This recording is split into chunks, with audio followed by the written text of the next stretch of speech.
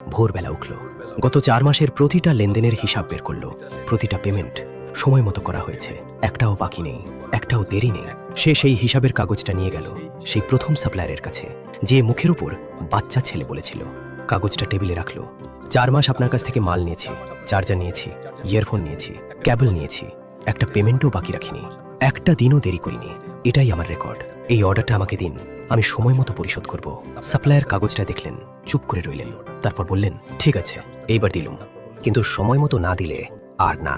সে বলল, ঠিক আছে, কিছু বেশি বলল না।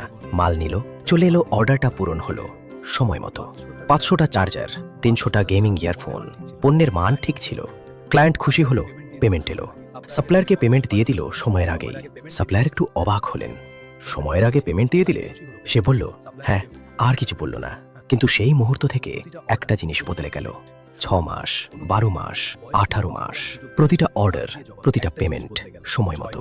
Charger, earphone, cable, power bank, প্রতিটা পণ্য, প্রতিটা লেনদেন, কোনো অজুহাত না, কোনো দেরি না। বয়স নিয়ে কথা বলার সুযোগ দেয়নি, কাজ দিয়ে জবাব দিয়েছে। আস্তে আস্তে সাপ্লায়াররা বুঝতে পারল, এই ছেলে টিকে আছে। শুধু টিকে না, সময়ের সাথে সাথে তার বিজনেস বাড়ছে। 3 বছরের মাথায় একদিন ফোন এলো সেই সাপ্লায়ারের, যে প্রথম দিন মুখের উপর বলেছিল, বাচ্চা ছেলে কতদিন টিকবে, নতুন একটা পাওয়ার ব্যাংক এসেছে, ভালো মাল, দাম কম, তোমাকে আগে অফার করতে চাই, নেবে? সে ফোনটা হাতে নিয়ে রইল। সেই পাইকারি দোকানের মুখটা মনে পড়ল, সেই হাসি, বাচ্চা ছেলে। 3 বছর আগের সেই রাতটা মনে পড়ল।